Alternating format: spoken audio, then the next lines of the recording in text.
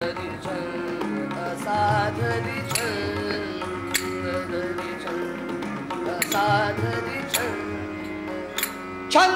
असाध्य ते साधवी, छंदे असाध्य ते साधवी, छंदे असाध्य ते साधवी,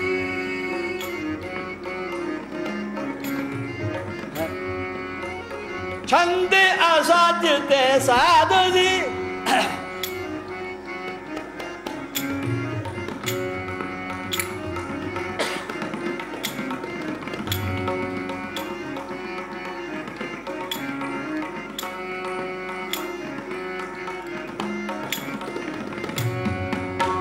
नराचे नारायण जे होती, नराचे नारायण जे होती, दीन जन हरिला आपुला करे दे निज सुगंध. हरिचन हरिचन हरिचन असा हरिचन हरिचंद साधरिचंद, हरिचंद साधरिचंद, हरिचंद असाधरी, हरिचंद असाधरी, हरिचंद असाधरी, असाधरी असाधरी असाधरी छंद. श्लोक आपण म्हणूया आणि कथाभाग सुरू करू. चालू आहे ना.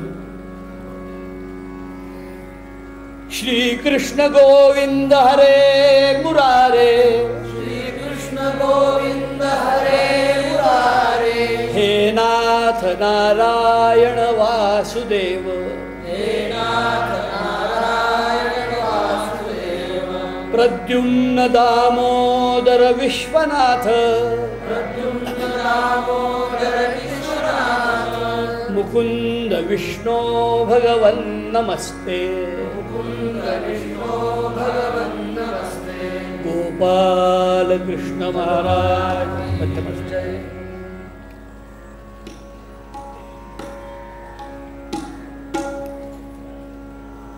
भागवतातली कथा सांगतो. नामस्मरण केलेलं कधी वाया जात नाही.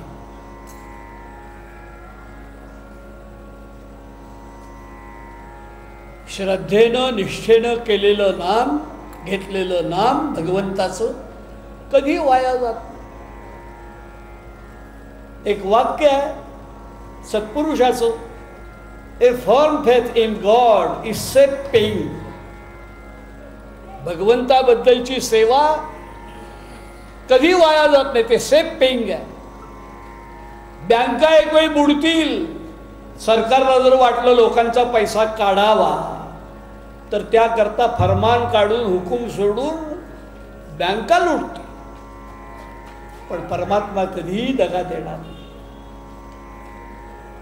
नाम घेतल्याचं फळ या जन्मात नाही, पुढल्या जन्मात तरी आहे. आणि एक कथा आपल्याला अशी इतिहास आहे, भारतामध्ये असं ठिकाण आहे की नाम घेतलेल्या राजाला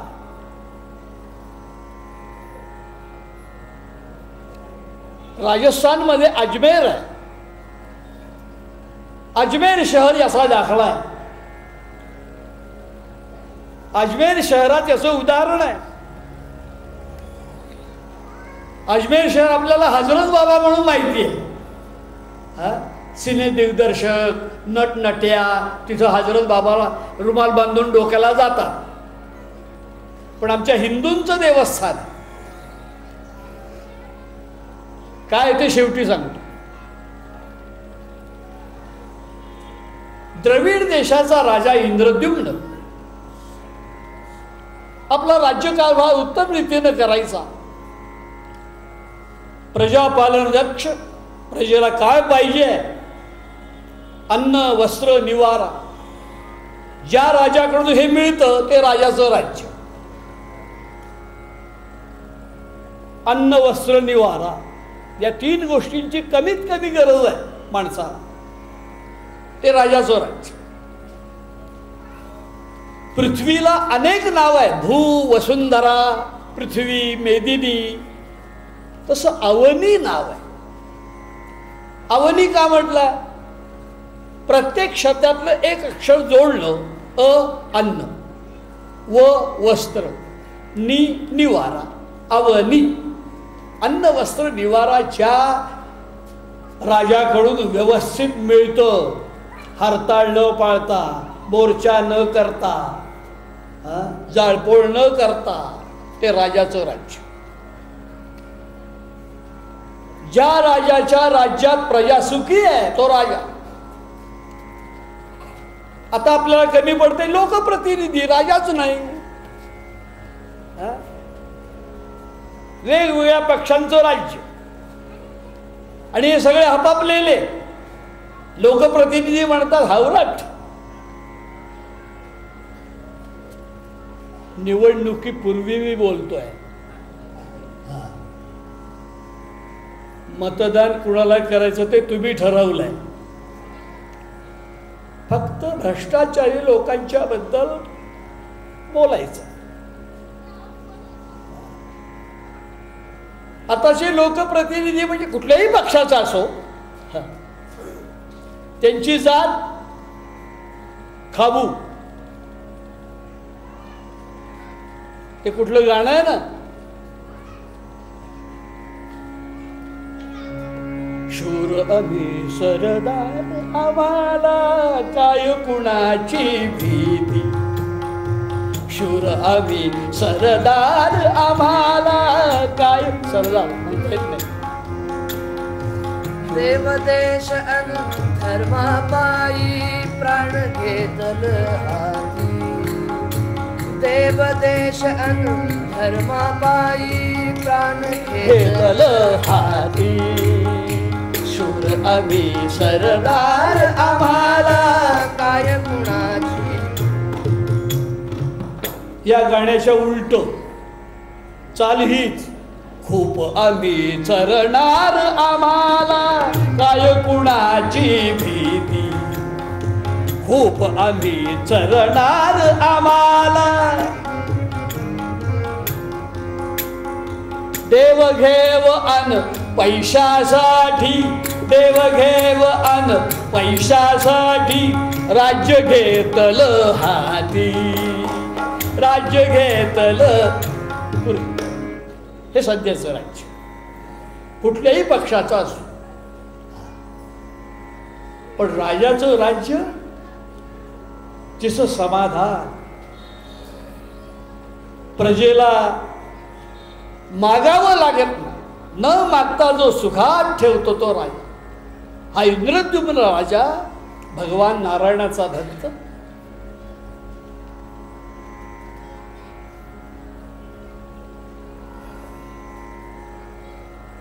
नारायणाची भक्ती कशी करत होता? राज्यकारभार उत्तम. आपलं राज्याचं रक्षण, काम धंदा जे काही असेल ते करून रिकामा वेळ मिळेल त्यावेळेला यानं भगवान नारायणाचं नामस्मरण करा. एकदा शिकारी करता अरण्यात गेला. पूर्वीचे राजे लोक शिकारी करायचे, कारण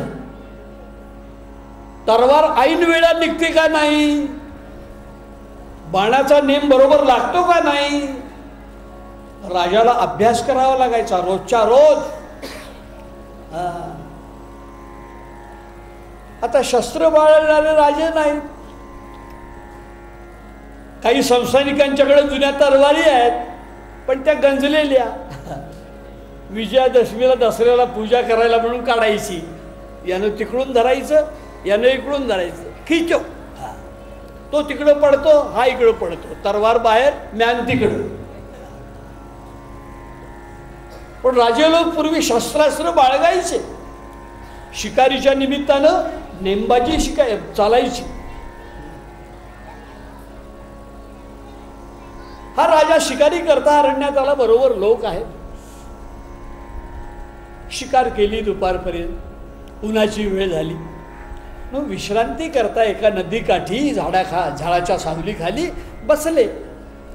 बाकीचे लोक गप्पा मारतायत, खेळतायत, आहार चालू आहे. राजा रिकामा वेळ मिळालाय, थोडा वेळ बसायचं इथं म्हणून त्यानं आसन घातलं, मांडी घातली आणि नारायणाचं ध्यान केलं. नारायणाचं नामस्मरण करतोय. नाही, नारायणाचं नाम त्यानं घ्यायला सुरुवात केली. शांताकारं भुजगशयनं, शांताकारं भुजगशयनं, पद्मनाभं सुरेशं, विश्वाधारं गगनसदृशं, मेघवर्णं शुभांगं, लक्ष्मीकान्तं कमलनयनं, योगिभिर्ध्यानगम्यं, वन्दे विष्णुं भवभयहरं सर्वलोकैकनाथं. भगवान नारायणाचं असं ध्यान केलं आणि ध्यान असं होतं, त्या ध्यानाची योग्यता आम्ही ध्यान करतो, देवाचं ध्यान लावायचं, पण इकडं चप्पलकडे लक्ष आहे. बाटाचं नवीनच घेतलंय, कोण नेलं तर. नारायणाचं ध्यान लावतोय आणि ध्यानात प्रत्यक्ष नारायणाची मूर्ती पुढे उभी राहील आणि ती मूर्ती दर्शन झालं आणि त्यातच रंगलाय राजा. रूपी गुंतले लोचन, रूपी गुंतले,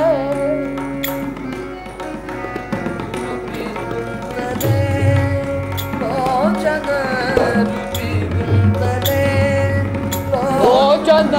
रूपी गुंतले, लोचन रूपी गुंतले, लोचन रूपी गुंतले.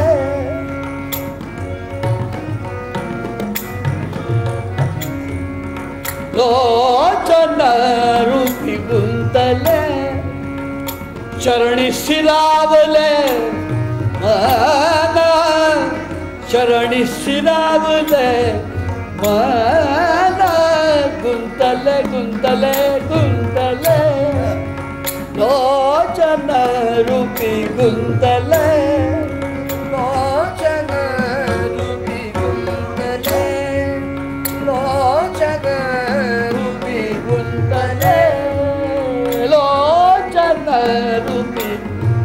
थोडं बरोबर काढलं.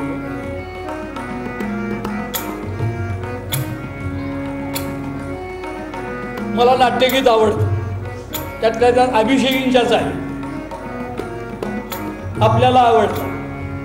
अभिषेकी गोव्यातलं रत्न, ज्यानं नाट्यसंगीत लोपत चाललं होतं ते पुन्हा ऊर्जितावस्थेला. गुंतता हृदय है, गुंतता गुंतता,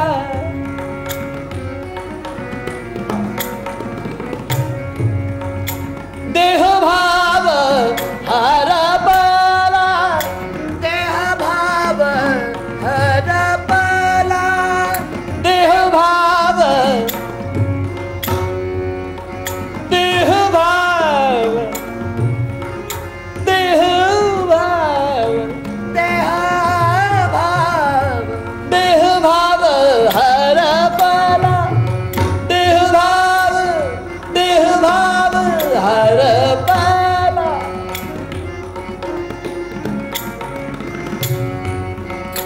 देह भाव हरपला.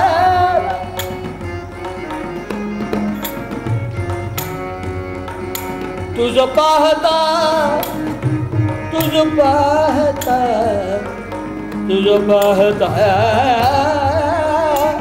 तुझ पाहता विठ्ठला, तुझ पाहता विठ्ठला, तुझ पाहता विठ्ठला, तुझ पाहता विठ्ठला, तुझ पाहता विठ्ठला, रूपी कुंतल लोचन, रूपी कुंतल लोचन, रूपी कुंतले लोचन, कुंतले कुंतले रूपी कुंतले लोचन, रूपी कुंतले, रूपी कुंतले लोचन, रूपी कुंतले लोचन, रूपी कुंतले लोचन, कुंतले लोचन, रूपी कुंतले लोचन, कुंतले, रूपी कुंतले, रूपी कुंतले लोचन, रूपी कुंत.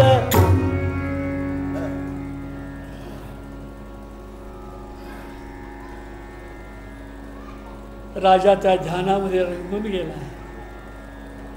लक्ष नाही आजूबाजूला, भान राहिलं ना. आणि तेवढ्यात अगस्त्य या नावाचे मुनी त्या रस्त्यानं चालले. ते मुनी राजा ध्यानात असल्यामुळे त्यांना बघू शकला नाही. मुनी चालले, पण त्या मुलींचा असा गैरसमज झाला. राजानं माझ्याकडं बघितलंय पण दुर्लक्ष करत. राजे लोक पूर्वी ऋषी मुनींचा मान राखत, उठून नमस्कार करत. असा आपल्याला नमस्कार करायला नको, आदर राखायला नको म्हणून सोंग करून बसलाय ध्यानाच.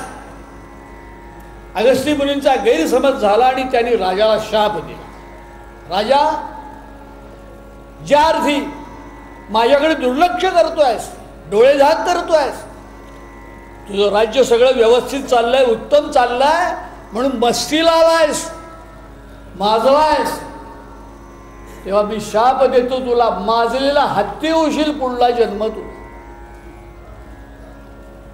असे ऋषी मुनी आता का होत नाहीत कुणास ठाऊक. सगळ्या राज्यातून हत्ती माजल्यासारखे खात आहेत. असे ऋषी मुनी जर झाले तर यांना हत्ती करता येईल. पण आपलं नशीब नाही हो, यांचंच राज्य आपण भोगायचं, सोसायचं. अगस्त्य मुनीने शाप दिला, तो राजाला कळला नाही. जसं ते आले कळलं नाही, तसं शाप दिला हे पण कळलं. पण त्या बरोबरच्या लोक जे होते त्यांनी उठवलं, राजाला सावध केलं. अहो महाराज, कसलं ध्यान करता, काय करता, तो कोण दाढीवाला ऋषी आलाय, त्यानं तुम्हाला शाप दिला, हत्ती होशील म्हणून. राजानं ते ऐकलं आणि अगस्त्य मुनीने नमस्कार केला. महाराज, मी आपल्याकडे दुर्लक्ष केलं नाही, मी ध्यानात होतो नारायणाच्या म्हणून आपल्याकडे लक्ष गेलं नाही. आपण मला शिक्षा फार मोठी दिली, दुर्लक्ष केलं म्हणून शाप दिला, तो केवढा मोठा. पण खरंच सांगतो, प्रामाणिकपणानं सत्य बोलतो, नारायणाच्या ध्यानात. अगस्त्य मुनीला विचार करावा लागला होता, आपण चुकून याला शाप दिला. नारायणाच्या ध्यानात होता, मी शाप दिला, याच्या साधनेमध्ये अडथळा आणला, हे जर नारायणांना कळलं, हेड ऑफिसला कळलं, तर मला विचारणा होईल, शो कॉज.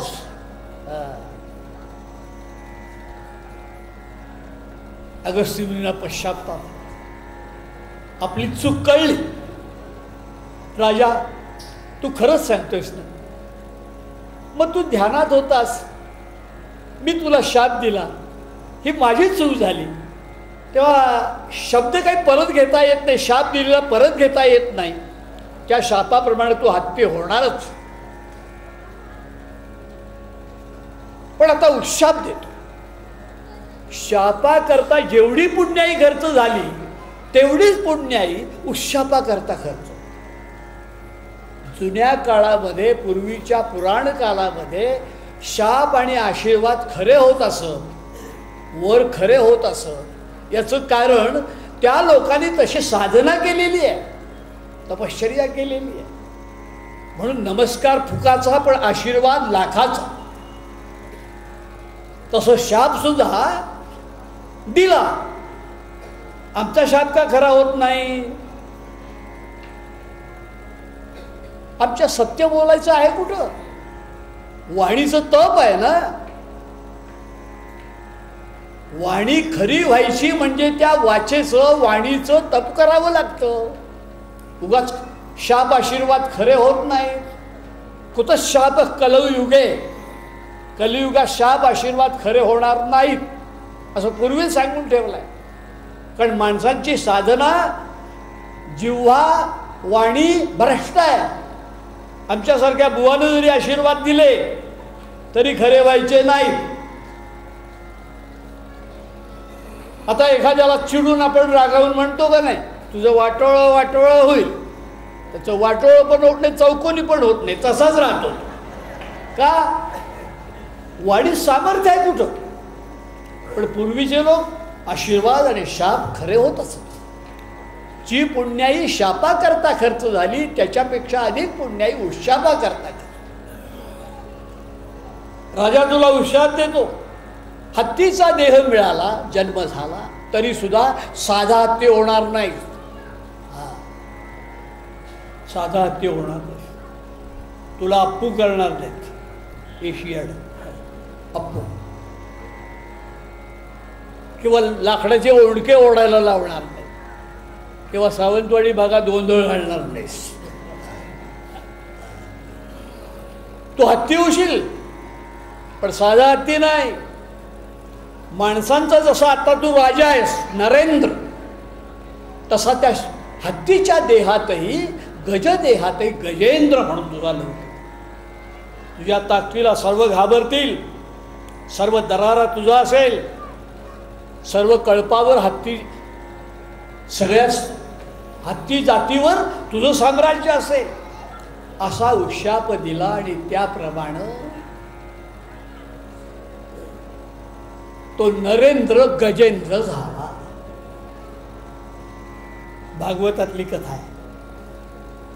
इंद्रद्युम्न इति ख्यातो, इंद्रद्युम्न इति ख्यातो क्षितीन्द्रो गस्य शापतः गिरीन्द्रेन्द्र करीन्द्रो भूत सुरेंद्रे भेंद्र विक्रमा. द्र द्र किती वेळा आहे बघा. बसवलेत म्हणून दात म्हणता येत आहे ना. इंद्रद्युम्न इति ख्यातो क्षितीन्द्रो गस्य शापतः गिरीन्द्रेत्र करीन्द्रो भूत सुरेंद्र भेंद्र विक्रमा. हा इंद्रद्युम्न अगस्त्य मुनींच्या शापानं हत्ती झाला. दक्षिणेकडं त्रिकुटाचल पर्वत, त्या पर्वताच्या घनदाट जंगलामध्ये हत्ती झाला. आणि वाढता वाढता वाढता इतका वाढला, सगळ्या कळपावर याचं राज्य. सगळ्या हत्तीणी, छावे, हत्ती सगळे याच्या शब्दाप्रमाणे चालायचे. याची ताकद इतकी, सत्वान व्याकुलयन तटान विदलयन, वृक्षान् समुन्मूलयन् भूभागान् चलयन् रजकवलयन् स्वांगन् समुद्धूलयन् भृङ्गान् तुन्दिलयन् दृशौचवलयन् कर्णाचले स्फालयन् नागस्तत्र चचाल शैशशिखरे शुण्डान् समान्दोलयन्. सोंडेचा फटकारा मारला जाता जाता एका झाडावर ते झाड गुळासकट उलबळून पडायचं. चालायला लागला म्हणजे पृथ्वी थरथर थरथर कापायची. याचा आवाज ऐकला, हा येतोय म्हणून बघितलं की बाकीची प्राणी, ससे, हरणं ही किरकोळ, पण हत्तीसारखा हा हत्ती गजेंद्र येतो आहे म्हटल्यावर सिंहासारखा वनराज, वनातला राजा सिंह म्हणतात ना, पण त्या सिंहानं सुद्धा शेपूट, कुत्रं जसं पळतं शेपूट वाकवून, तसा हा पळू लागायचा. इतका गजेंद्र ताकदवान. आणि होता होता होता त्या अरण्यामध्ये दुष्काळ पडला. पावसाची सगळी नक्षत्र कोरडी, पाणी नाही. नदी, नाले, तळी, विहिरी सगळ्या कोरड्या झाल्या. झाडाला एक पान राहिलं नाही हिरवं. अशा परिस्थितीमध्ये तो सगळा कळप, त्या हत्तीचे लहान लहान पिलं छावे व्याकुळ झाले, तळमळतात. पाणी पाणी पाणी करून तळमळतात. मुळात हत्तीला पाणी फार आवडतं बरं का, कारण काळा रंग असतो, त्यामुळे उष्णता जास्त खेचते. आणि उन्हाळ्याच्या दिवसात तर फारच त्रास होतो. त्या कुठे पाणी दिसलं की धावतात, बुडून जातात. हत्तीच कशाला, आपल्या हत्ती जास्त बघायला मिळत नाही. आणि गावात आला तर परवडणारं नव्हे. हत्तीसारखे प्राणी आहेत ना, म्हैस किंवा आणखीन ज्याचं नाव गोव्यामध्ये बघायला मिळतं बऱ्याच ठिकाणी, आमच्या महाराष्ट्रात सुद्धा आहेत. त्याला काय म्हणतात मी म्हणत नाही.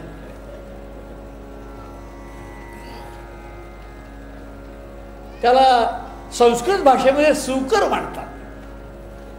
आता जवळ आलं जरा. कुठेही घाडीत डबक्यात लोळतं ते, त्याला पाणी फार आवडतं.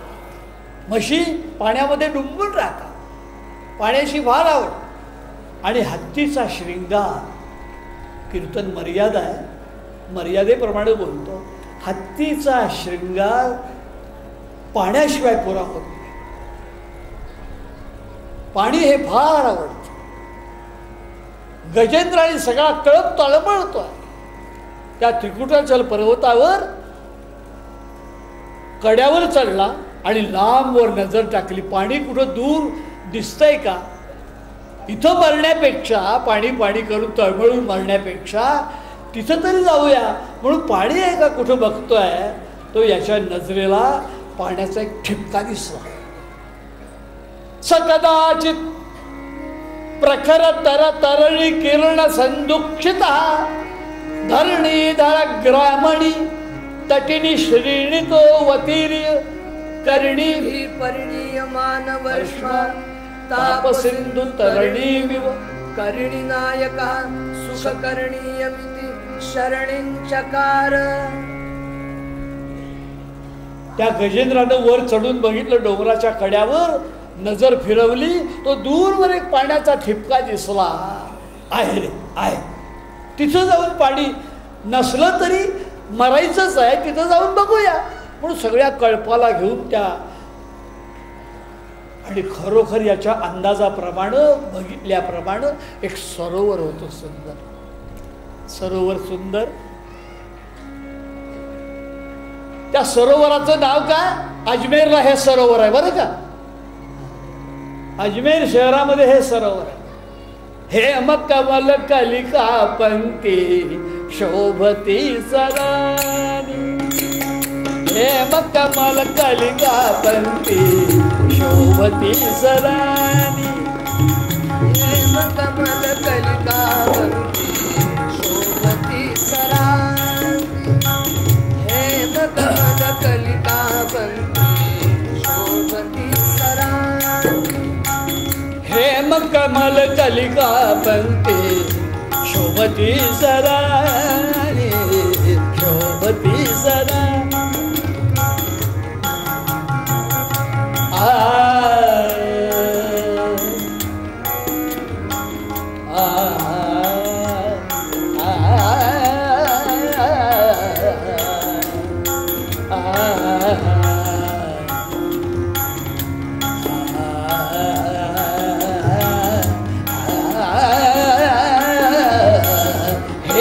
कमल कलिका पंक्ती शोभती सरा हेम कमल कलिका बंती शोभती सरा वसुधा कर रमणी यशोदा कर वसुधा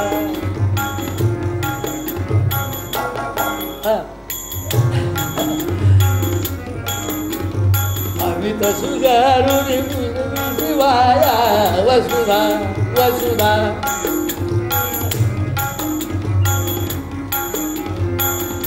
गंधलुब्ध भ्रमरैजाचा गंधलुब्ध भ्रमरैजाचा